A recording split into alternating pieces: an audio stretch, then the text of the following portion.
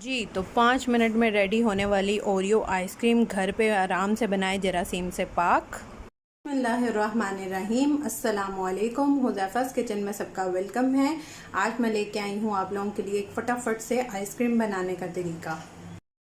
जी तो मैंने ये ओरियो बिस्किट लिया है।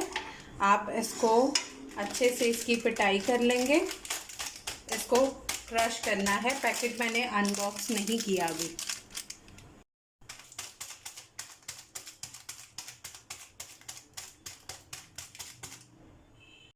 जी तो मैंने इसकी अच्छे से पिटाई कर ली है और इसका रैपर मैंने सीज़र से कट किया था। एक मैंने वैसे खोला, वो रैपर फट गया था, तो मैंने सीज़र से इसको कट कर लिया है। अब इसको हम एक कप में रखेंगे और आइसक्रीम स्टिक मेरे पास छोटी वाली अवेलेबल नहीं थी, तो मैंने ये बड़ी ले ली है।